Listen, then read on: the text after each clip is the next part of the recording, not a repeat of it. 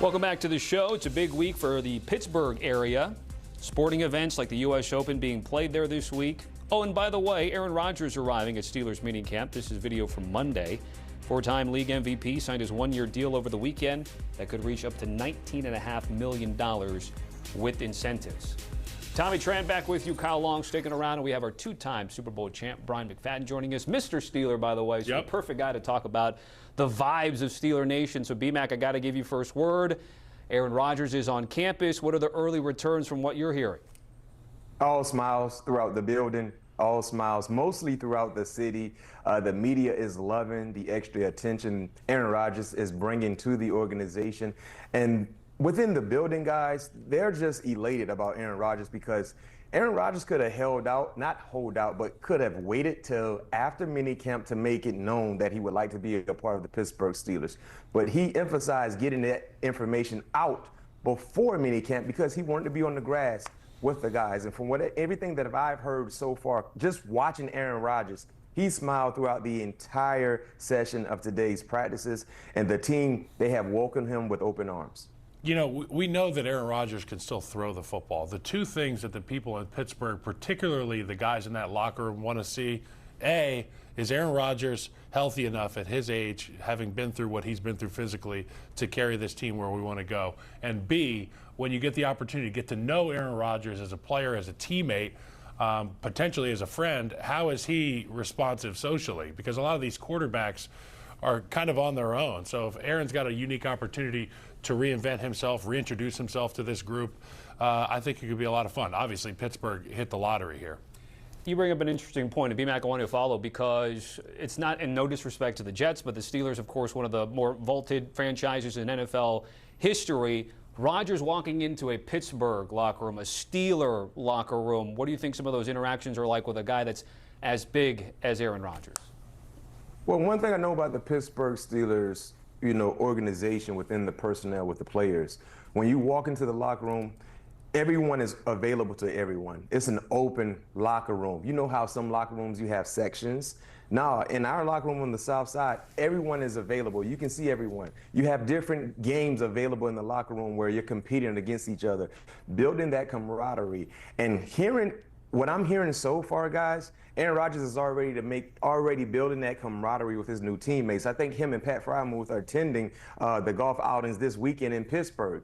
So now he's getting to know his tight end one, not to mention some of the other offensive guys. I already saw pictures of him and DK Metcalf, riding through the facilities, outside facilities on a golf cart. So now he's already kind of, getting these relationships going because, Kyle, you know how important chemistry is, not just in the building, but outside the building.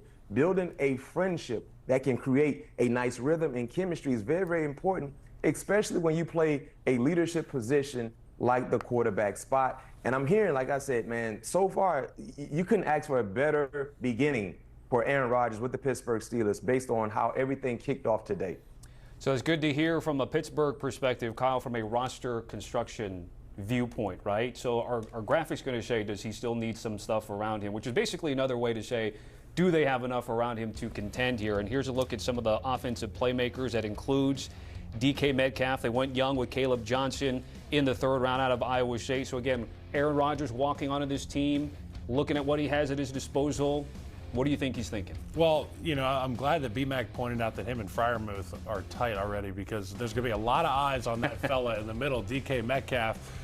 If you ask any GM, if you ask any quarterback, you ask any coach in the National Football League, they would all take more talent any day of the week. It doesn't matter how good their football team is. They all want to be better. Same thing for the Pittsburgh Steelers. I think this is a team that's tough, can be competitive, and with Aaron Rodgers, they got a chance to go to the dance.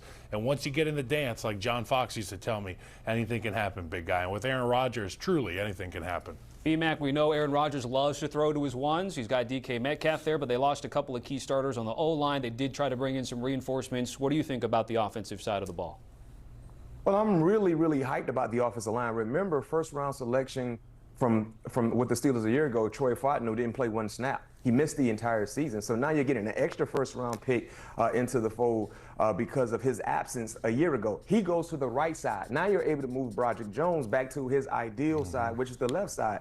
You potentially could have two athletic young bookend tackles to really help the development of this entire offense, most importantly, protect Aaron Rodgers. Okay, we know about DK Metcalf. He is wide receiver 1. The bigger question is, who is going to be number 2? Who is going to be the consistent number 2?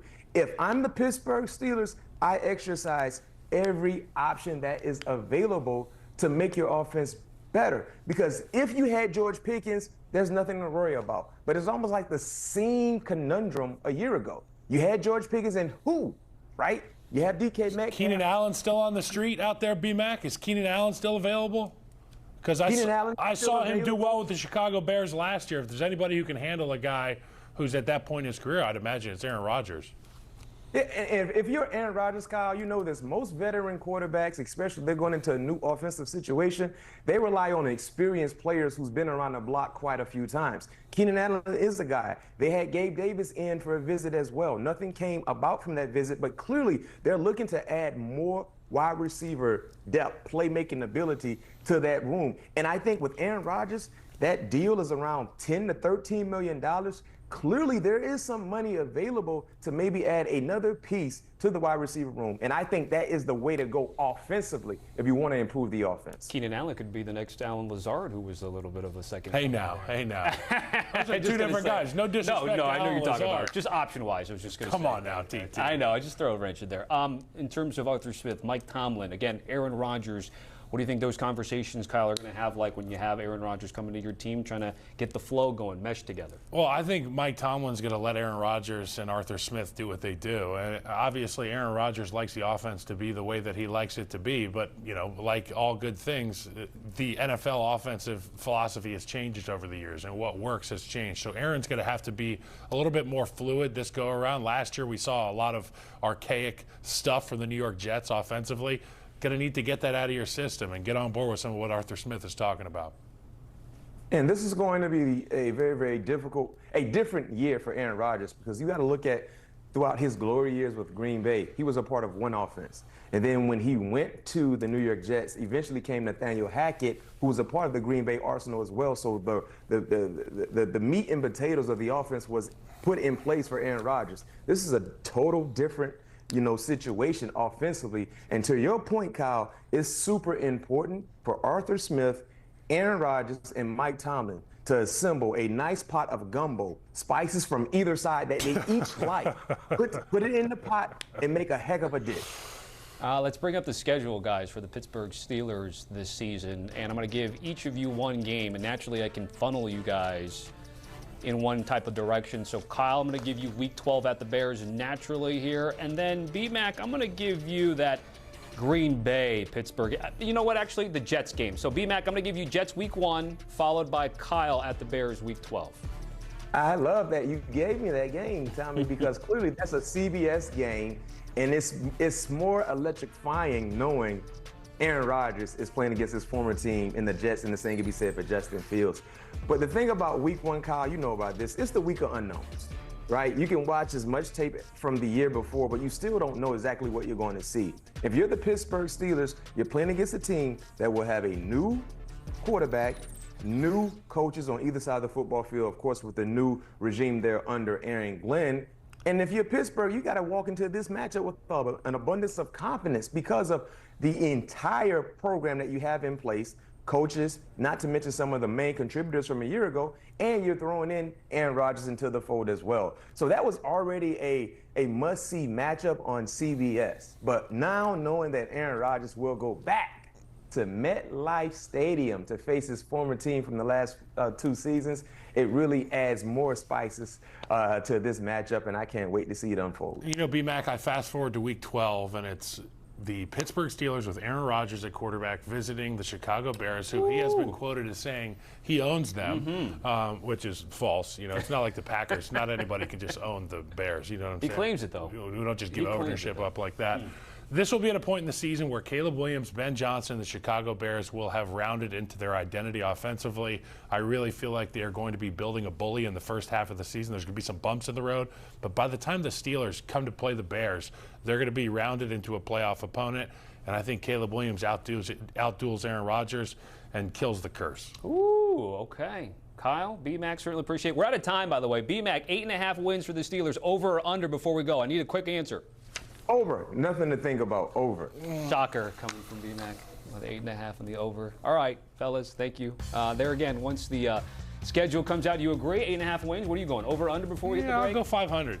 Do they do that? Do they still do that? No, 500? not with the 17 You know I'm not good at math, DT. We're going to take a break here on HQ Spotlight. Still much more to come on the show.